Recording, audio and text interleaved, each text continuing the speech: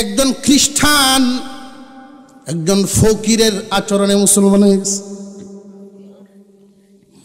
মুসলমান একজন ফকির, মুসলমান ফকির ভিক্ষা করে একটা ব্রিজের নিচে। ব্রিজ, নতুন নতুন ব্রিজ যদি কোনো জায়গায় হয়, মানুষ প্রথম প্রথম তামসা দেখেনি না, দেখে না? আমাদের দেশে যদি এই অবস্থা হয়, বিদেশের জায়গাগুলো কত সুন্দর করে তারা বানায়। প্রতিদিন বিকাল বেলায় মানুষ ওইখানে আসা যাওয়া করে, আড্ডা দেয়, কত কিছু খাওয়া দাওয়া করে, অনেক মানুষ জমা হয়। একটা পা নাই, একটা চোখ নাই, এরকম একজন অকিছু মানুষ, বুড়া মানুষ, উনি এইটার ধারে বৈশাই ভিক্ষা করেন। তো একদিন একটা গাড়ির থেকে নেমে একজন খ্রিস্টান পকেট থেকে মানি ব্যাগ বাইর করছেন, তারে কটা টাকা দিছেন। উনি আবার চলে গেছে বুড়া। কিছু রাস্তা গিয়েই হাত দিয়ে দেখেন তার পকেটে মানি ব্যাগটা নাই। আর এই মানি ব্যাগটা কোথায় ফেলাইছে সে বলতেও পারতেছে না। এই দিক দিয়ে এই ফকির মানুষটা হঠাৎ করে তার এক সাইডে তাকায় দেখে এই মানি ব্যাগ পড়ে গেছে। ওনার স্মরণ হয়েছে, আমি তো দেখছিলাম গাড়ির থেকে ওই এইরকম জামা পরা একজন মানুষ নামছিলেন, আমার সাহায্য করছেন। এই ব্যাগটারে আইনা, মানি ব্যাগটা আইনা ওনার কাছে খুব হেফাজতের সাথে রাখছে, হেফাজতের সাথে রাখছে। দেখি আর একদিন ওই লোকটা আসে কিনা, আমি তো ঠিকানাও জানি না, নামও জানি না। উটের গোশত খাওয়া ইহুদি ধর্মে হারাম, আর ইসলাম ধর্মে হালাল। উনি মুসলমান হওয়ার পরে ইসলাম ধর্মের নিয়ম জানছেন। ইহুদি থাকাকালীন সময়ে তো তৌরাতের আলেমই ছিলেন। উটের গোশত খুব গরম, উটের গোশতটা খুব গরম। উনি মনে মনে ভাবলেন, যেহেতু উটের গোশতটা খাইলে আমার মাথাটা একটু দরে ঘুরায়। ইহুদি ধর্ম যখন ছিলাম তখন তো হারামেই ছিল, আমি এমনিই খাইতাম না। কিন্তু এখন তো মুসলমান হইলাম, উটের গোশত খাওয়া যদিও জায়েজ, যদিও হালাল, কিন্তু খাওয়া তো আর আমার উপরে ফরজ না। হালাল কিন্তু ফরজ না। উনি আলেম, মাসলাটাতে ঘুরাইছে, বুঝছেন? যদিও হালাল কিন্তু ফরজ তো না। উটের গোশত উনি কান্না, ওনার মনে মনে আইসা গেল যে আমি ইসলাম ধর্মের সম্মানও রাখলাম, যে হালাল হালাল তো মানছি, কিন্তু না খাওয়ার কারণে ইহুদি ধর্মের নিয়মটাও তো পালন রইল। কথা বুঝাইতেছে আপনাদের? ওনার এই ধারণার পরিপ্রেক্ষিতে আল্লাহ পাক এই আয়াতখানা নাজিল করেন, ইয়া আইয়ুহাল্লাযীনা আমানু দুখুলু ফিস-সিলমি কাফা। ও ঈমানদার মুসলমান, ইসলামের ভিতরে পরিপূর্ণ ঢুকো, পরিপূর্ণ ঢুকো। কিছু নিয়ম পালন করবা, কিছু নিয়ম ঝুলায় রাখবা, কিছুটা তুমি মানতাই না, এরকম যেন না হয়। ইসলামের ভিতরে পরিপূর্ণভাবে নিজেকে প্রবেশ করাও, পরিপূর্ণভাবে ইসলামী নিয়ম নীতি ঢুকাও। তুমি যদি একজন মুসলমান হয়ে থাকো, তোমার মর্জি মাফিক কোনো কিছু করার কোনো সুযোগ নাই। মুসলমান মানে হইল পরাধীন, আর অমুসলিম যারা তারা স্বাধীন। স্বাধীন আর পরাধীনের মধ্যে বেশ কম আছে না নাই? স্বাধীন যা ইচ্ছা তা করবে, পরাধীন ইসলাম যা বলে তা করবে। কথা বুঝে আসতেছে? স্বাধীন আর পরাধীন, তাহলে তো ও মুসলিমরা খুব মজায় আছে আমরা মনে করতেছি। যেটা মনে সাইডেই করবো, এরা তো খুব মজাই মারলো, স্বাধীনটা মজা মারলো।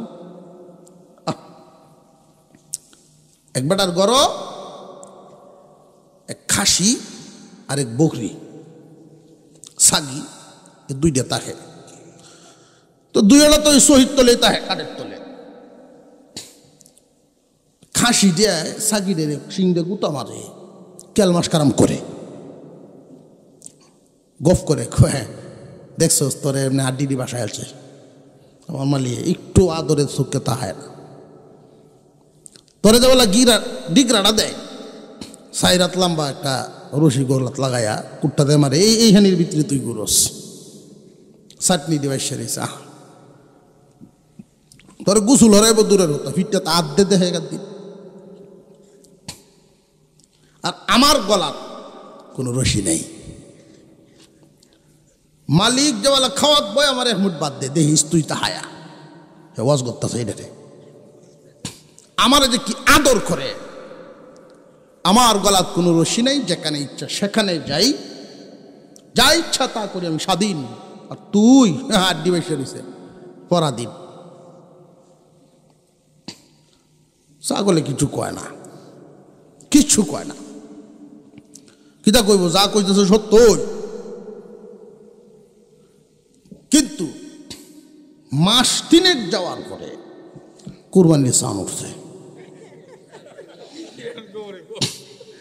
যেই কুরবানির চান উঠছে, রাত 11:30টার দিকে বাড়িওয়ালা আর বাড়িওয়ালি দুজন তো খাওয়া দাওয়া করে ফান্ডা মুহ দেয়া, যে খাড়ো হয়ে উঠছে, দুজন গপ করতেছে, কুরবানির কি চিন্তা বিদ্যা করতে হইবা। তো বেড়ায় কইতেছে কনা এবার আর দূরাত যাইতাম না, দূরাত যাইতাম না, শহীদ তলেই তাহা। এখন সাগি এদের হুঁতাস কিতা কইতাছে, বুঝতে পারবে সান উঠতেছ, শহীদ তলেই থাকবো, স্বাধীন নাহি তুই। ও মুসলিম যারা, ওরা স্বাধীন ঠিক, কিন্তু সেই দিন বেশি দূরে নয় যেই দিন আজরাইলের সাথে দেখা হইব। তার জানটাই বাহির করব এমন ভাবে, জীবিত একটা প্রাণীর চামড়া যদি উল্টাবায় ছিলানো হয়, যেই পরিমাণ কষ্ট হবে এর চাইতে ডাবল দ্বিগুণ কষ্ট দিয়া জানটাই বের করব। স্বাধীন আর পরাধীন হিসাব মিলায় ল। আল্লাহ বলেন তোমরা পরিপূর্ণতার সাথে ইসলামে ঢুকো। আফসোসের সাথে একটু আগে বললাম যে আমরা মুসলমান, কিন্তু কোনো কাজে কোনো জায়গায় মুসলমানিটা নাই। মুসলমানি 8-10 বছরের সমাজে একবার হইছিন, হেইটাই সেই মুসলমানি লই করতেছি। এই মুসলমানির দ্বারাই হবে না। ওই এটা তো আসলে আমরা বলি মুসলমানি, শব্দটার নাম হলো সুন্নাহ। খতনা, সুন্নতে খতনা, এটা আমাদের দাইমি সুন্নত যেগুলো আছে এর মধ্যে একটা, এটা সুন্নত। ইব্রাহিম আলাইহিস সালামের যে মিল্লত, ওই মিল্লতের মধ্যে এটা ছিল স্বাস্থ্যসম্মতের জন্য দেওয়া হয়েছে। এই সুন্নত দেখায় আপনি হাসর মিদান সব 12 তাই এই সুন্নত দেখি হুজুর সাল্লাল্লাহু আলাইহি ওয়াসাল্লাম যত তরিকা রেখেছে, ইসলাম পরিপূর্ণতার সাথে তুমি ইসলামের ভিতরে ঢুকো। মুসলমানের বিয়ে শাদীতেও লক্ষ্য করে দেখবেন, বিয়ে তো একটা ইবাদত। বিয়ে কি? মুসলমানের বিয়ে শাদী একটা ইবাদত, কিন্তু এইটাও করা হয় হিন্দু বিধর্মীদের তরিকায়। ইহকজনে হোক বা ঠিক কয়, এলার ডাহুন নেই লাখ, এলার ডাহুন নেই লাখ, জোরে কোন ঠিক না বে ঠিক? মুসলমানের এই হালত দেইকা শয়তানেও আসে লইয়া কয় আমি কি তা শয়তান নাম করলাম জীবনটা ভরা, তোরা যে আইসোস এই দুনিয়াতে যে তা আরম্ভ করছস। আবার দশায় আমরা সাথে দেখা হইলে হুজুর জুরি মিলাইছি, দহরুন যে জুরি মিলাই দিছি, আল্লাহ যাতে অলিয়া উলিয়া সন্তান দান করে। হ্যাঁ, অলিয়া উলিয়া সাউন্ড বক্সের আওয়াজে রহমতের ফেরেশতা কোন দেশ হয়ে গেছে, অলিয়া উলিয়া সন্তান। মুসলমানের লেনদেনের দিক লক্ষ্য করেন, মুসলমান সব সময় নিজের টারে 16 আনা না 18 আনা ধরে, নিজের টারে মুসলমানের নিজের টারে 5টায় আলিগনে, 5টায় আলিগনে, দুপুরের বেলায় মাঝে মাঝে 3টে মারে। বেটা বুড়া হইছে, কলার লয়ে গেছে বাজার, বুড়া হইছে বেটা। এই সমস্ত মানুষের একটু প্রচুর রুদ্রে গেছে তো, চেহারা বেটা লাল হয়ে রয়েছে। এক যুব হয়ে দেখে কয়, বাবা আপনার কষ্ট হইলে বাজারে বয়ে বেসন লাগতো না, আমার সবটা আমার টেন দিলেন, কত হইলে দিতাম এটা কই, একটা দাম ধরিয়া বেটা একটা উপকার করছো, বেটা ভালো হয়েছে, যাও তোমার লেন দোয়া হরাম নেই। আপনার মতো মই মুরব্বী যদি একটু দোয়া ভাই আর কি তা লাগে, দেবেন বাবা, গন্যা দেবেন, গন্যা দিত না বেটা, গন্যা 4টে দেয়, আটকা 3টে দেলায়, বুঝলো? যে 3টে দেলায় তো যুব হয়, কষা সাহেব 3টে দেলছো, বাবা রে রোদে যাইছি, মাথাটা ঠিক নাই, রোদে যাইছি মাথা ঠিক নাই। আবার শুরু হইল, 5-6 দেয়, আবার 3টে মেরে দেয়, এই ছেলে আবার ধরে সাফা এই 3টে দেখছো, আরে মাথাটা আবার বেজাল হয়েছে। 3বারের পরে যুব হয় কয়, সাসা মাথা বেজাল হয়েছে বললাম, তুই 5টা তো ইয়ে না,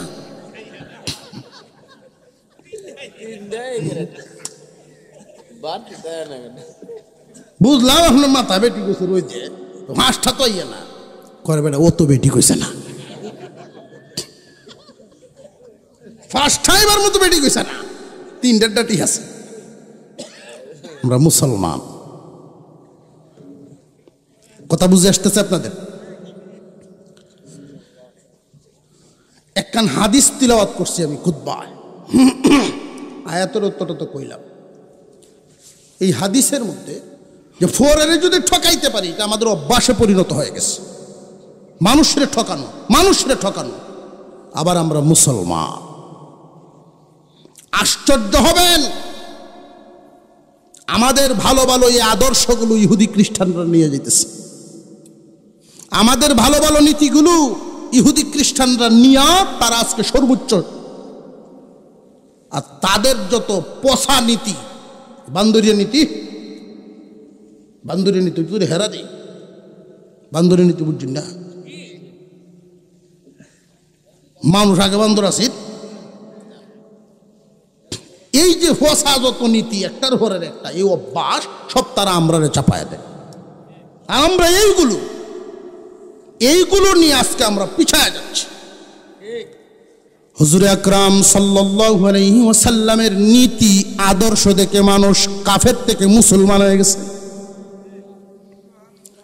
আল্লাহর রাসূলের আচরণে মানুষ বেদিন থেকে দিনে আইসা গেছেন, আর আমাদের আচরণে মানুষ লজ্জা পায়, আমাদের আচরণে মানুষ লজ্জা পায়। একজন ফকিরের একটা ঘটনা শুধু আপনারা শোনায় দিই। একজন খ্রিস্টান একজন ফকিরের আচরণে মুসলমান হয়ে গেছে।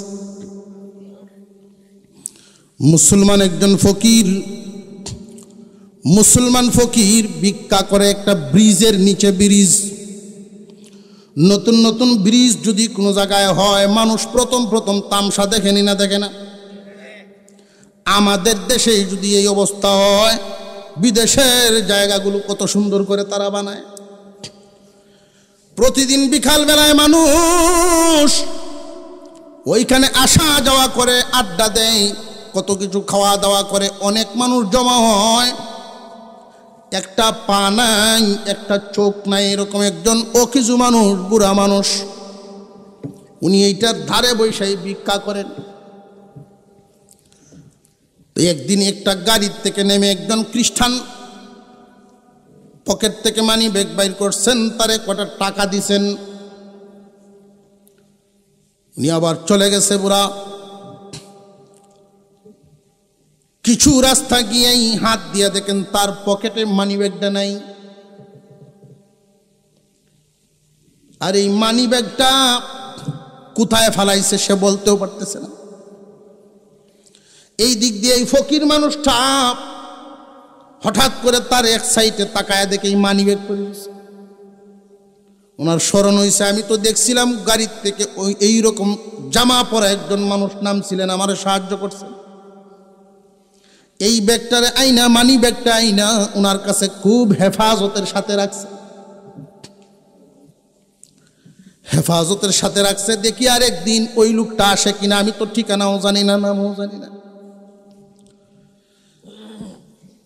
পরের দিনেই ওই লোকটায় তার বিবির সাথে বলতেছিল, বিবিরে আমি একটা ব্রিজ দেখে আইছি, এলাকাটা খুব সুন্দর, চলো বিকালবেলায় দুজন আবার ঘুরে আসি। এক সপ্তাহ এভাবে বলতে বলতে এক সপ্তাহ পর বিবিরে নিয়ে আসছে আবার এই টাইমে।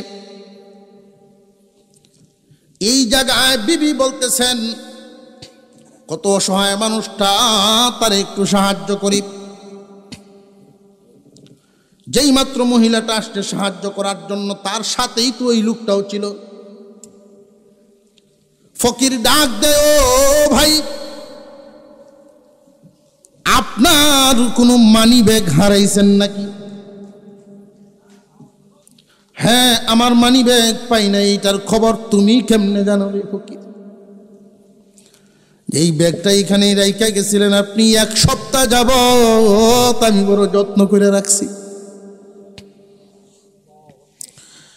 খ্রিস্টান মানুষটা আশ্চর্য হয়ে গেল। খ্রিস্টান লোকটা আশ্চর্য হয়ে জিজ্ঞাসা করে, ফকির ও ভাই, তুমি কি জানো নি এই ব্যাগের ভিতরে কি আছে? তুমি কি জানো? যে না, আমি জানি না।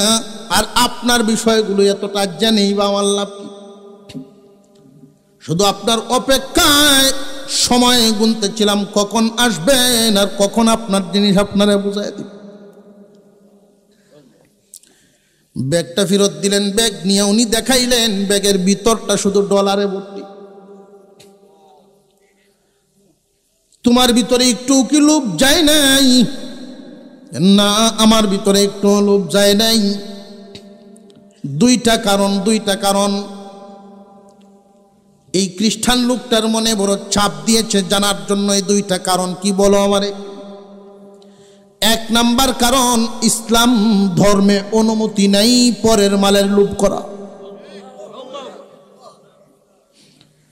ফকিরে বুঝে কিন্তু চেয়ারম্যানে বুঝে না।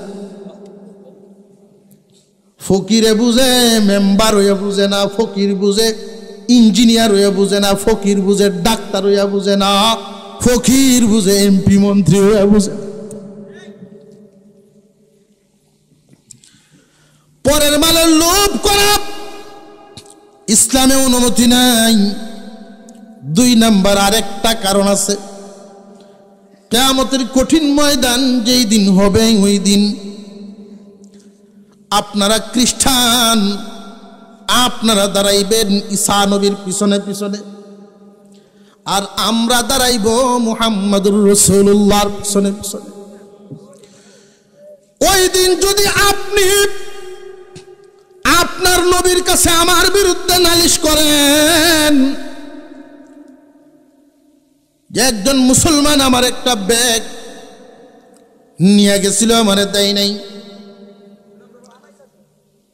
আপনি যদি আপনার নবীর কাছে গিয়া নালিশ করেন, আর এই মুহূর্তে আপনার নবী তো তখন ডাক দিবে, ও মুহাম্মদুর রাসূলুল্লাহ, আপনার উম্মতের কাতারের মধ্যে আপনার একজন উম্মত আমার উম্মতের ব্যাগ চুরি করছে। আমার হাবিবে কিভাবে সহ্য করবেন এটা? আমার হাবিব লজ্জিত হবেন। হাসরের মাঠে নবীকে আমি লজ্জিত করতে পারবো। অন্যদের সামনে আমার হাবিব, আমার নবী আমার কর্মের কারণে লজ্জিত হবেন, এটা আমি তো মেনে নিতে পারি না। এই লোকটা দাঁড়ায় দাঁড়ায় এমন এক ধাক্কা খাইছে মনের ভিতরে। এই ফকিরের কাছে বৈশাই অপেক্ষা করে।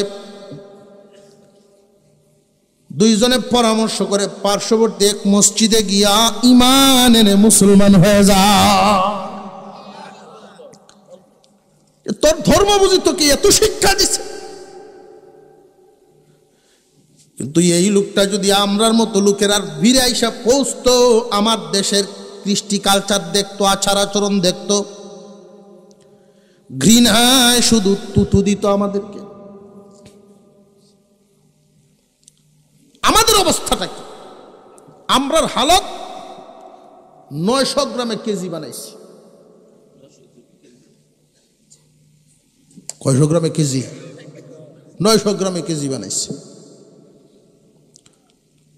900 গ্রামে কেজি বানায়া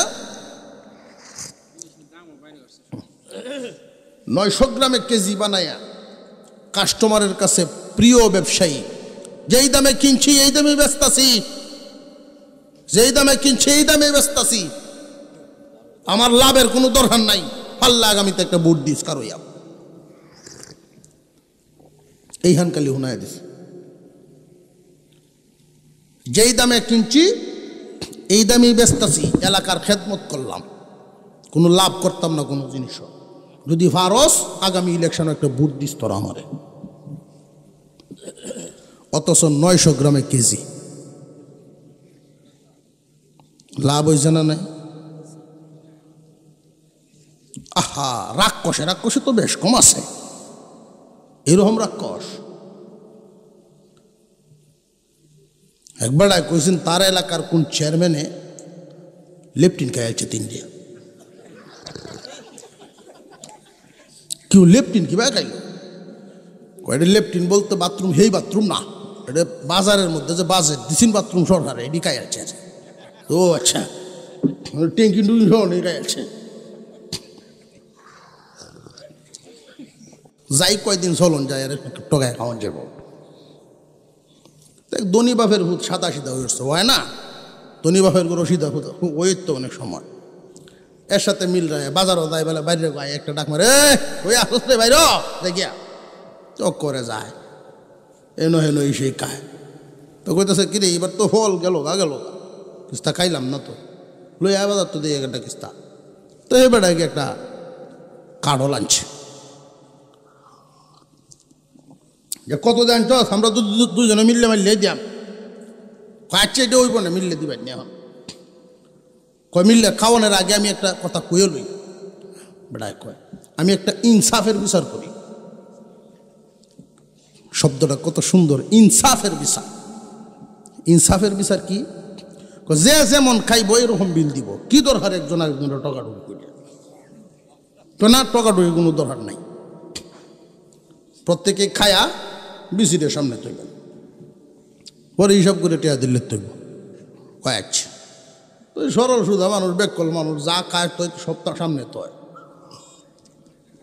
আর হেডিয়া 2টার সামনে তো 3টে ভিতরে দেলায়,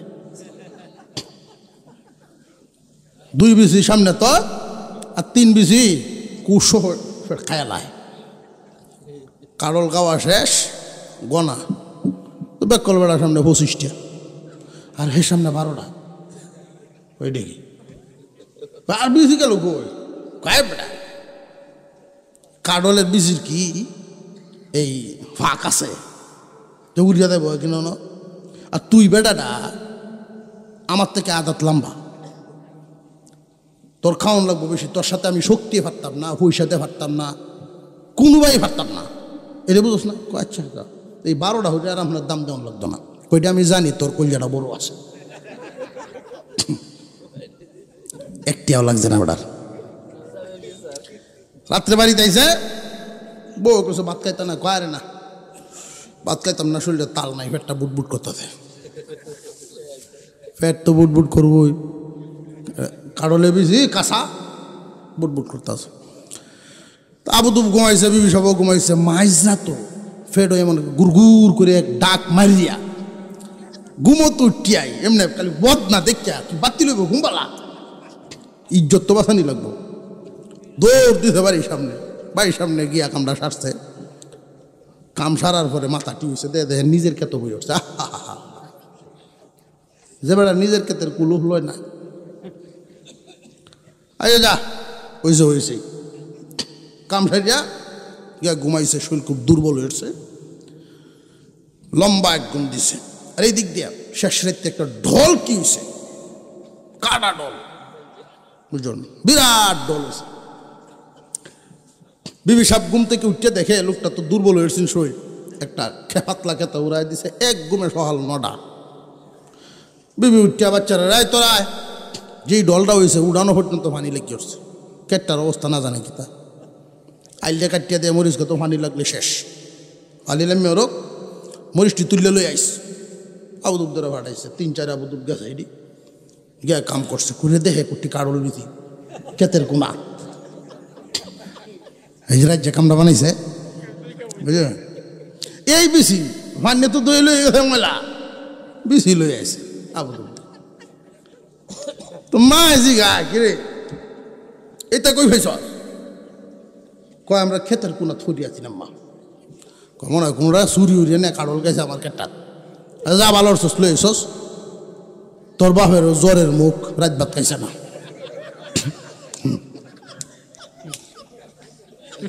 রাত ভাত খাইছে না, জ্বরের মুখ, একটা বর্তা বানায় দি। আর শুকনা মরিচ বাজিয়া একটা বর্তা বানাইছে, সরিষার তেল দিছে সাথে, গরম বাদ দিয়ে উনি 9টার সময় কুমুত উঠিয়া একটা কাওয়া কি দিছে, খায়া পরে আল্লাহ খাওয়াইছে, প্রশংসা করতেছে। এই খাডল বেশি পাইছো কই? বউ কয় তোমার কপাল। কি ভাল? কপাল। আমার কপাল মানে তোমার কপালে দিছে, পোলাভান ঠিক আছে ক্ষেত, ক্ষেতের কোনাত পাইছি।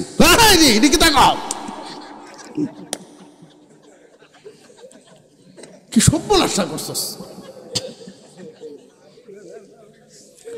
এটা আমার আগে কইতে না,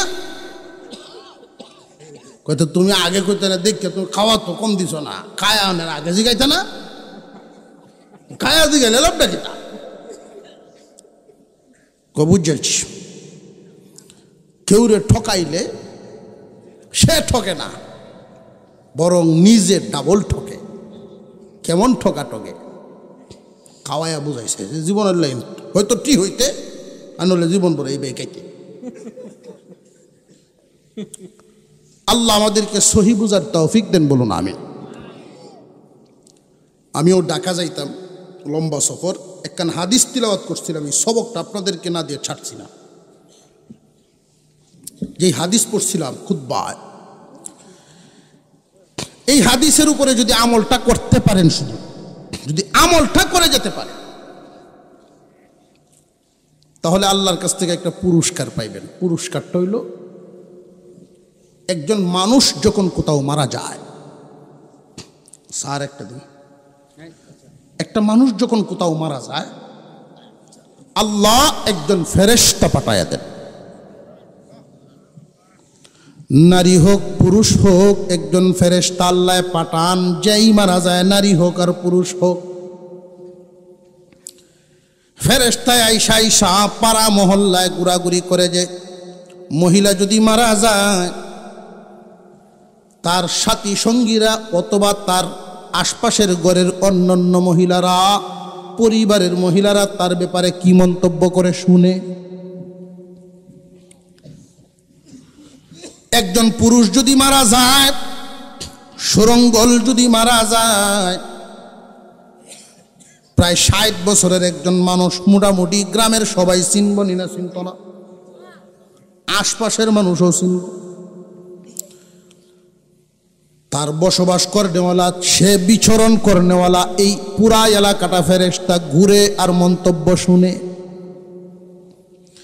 মানুষ তার ব্যাপারে কি বলে, মন্তব্যগুলো শুনে আর কাগজে ডায়েরি করে। ডায়েরি মিলায় মিলায় আল্লাহর দরবারে চলে যায়। আল্লাহ, দুনিয়ার তোমার অমুকের বান্দা, অমুকের পুত্র অমুক, তোমার বান্দা অমুকের সন্তান অমুক বিদায় হয়ে গেছে, আমি এলাকা ঘুরে রিপোর্ট নিয়ে আইছি। বেশিরভাগ মানুষ তার ব্যাপারে ভালো কইছে, বেশিরভাগ মানুষই তার মৃত্যুর সংবাদ শুইনা মর্মাহত হইয়া বলছে, আহ লোকটা খুব ভালো আছেন, এই কথাটা বলছে। আল্লাহ পাক বলেন, ফেরেশতারা আমার বান্দা যেই এলাকায় বসবাস করে সেই এলাকার বেশিরভাগ মানুষ তারে ভালো বলছে, কিন্তু আমার বান্দার তো এমন কিছু গুনাহ ছিল যেই গুনার খবর তোমরা জানো না, এলাকার মানুষ জানে না, এমনকি তার বিবিও জানে না। এমন কিছু গোপন গুনাহ শুধু সে জানে, আর আমি আল্লাহ জানি, আমি আল্লাহ জানি। ফেরেশতারা রে, তোমরা সাক্ষী থাকো, আমার যেই বান্দা এলাকাবাসীরে খুশি রাখছে, তার আচার আচরণে এলাকার মানুষ তারে ভালো বলিয়া ভোট দিয়া দিছে, বেশিরভাগ মানুষ ভালো বলছে, আমি তার গোপন গুনাহগুলো গোপনেই মাফ করে ফেললাম। গোপন গুনাহগুলো গোপনে মাফ করলাম। আমল তো একটা, এমন ভাবে চলা যেন এলাকাবাসী খুশি থাকে। এই জন্যই হাদিসের উপরে আমলটা মনে রাখবেন। ক্বালান নবী সাল্লাল্লাহু আলাইহি ওয়াসাল্লাম, আল মুসলিম মান সালিমাল মুসলিমুনা মিন লিসানিহি ওয়া ইয়াদিহি। আল্লাহর পয়গম্বর বলেন, মুসলিম, প্রকৃতপক্ষে মুসলিম তো সে যার হাত এবং জিহ্বা থেকে সব মানুষ নিরাপদ, যার হাত এবং জিহ্বা দ্বারা কেউ ক্ষতিগ্রস্ত হয় না, হাত দ্বারাও কারোর উপরে অন্যায়ভাবে ক্ষতিগ্রস্ত কাউকে করে না, জবান চালাইতেও চিন্তা ভাবনা করিয়া চালায়, অনর্থক মন্তব্য করে না, অন্যের কোনো ক্ষতির চিন্তা করে না। আল্লাহর নবী বলেন, প্রকৃত মুসলিম আমার ওই উম্মত যার হাত এবং জবান থেকে অন্য সবাই নিরাপদ। সব সময় এই সবকটা মনে রাখবেন যে সমস্ত আদেশ তো পালন করতে পারি না, অন্তত একটা সবক তো থাকতো, যে কোনো একটা উসিলা থাকতো যে এই কামাইটের উসিলায় আমি দাবি করবো আল্লাহ জান্নাত দেব। এরকম একটা কিছু তো থাকতো যেটা বালেগ হওয়ার পর থেকে বা অন্তত আজকের থেকে মরণের আগ পর্যন্ত এটা চালু থাকবো, এরকম একটা কিছু তো থাকতো ভালো। এর মধ্যে এটা মনে রাখবেন যে আমার জবান দ্বারা, আমার হাত দ্বারা অন্য কারো ক্ষতি হোক, মুসলিম অমুসলিম মানুষ প্রাণী যে কারো, আমার হাত এবং জবান দ্বারা কারোর যেন কোনো সৃষ্টির যেন ক্ষতি না হয়। বিশেষ করে মানুষের ক্ষতি যে ব্যক্তি করে সে নিজে কোনোদিন সুখী হইতে পারে না।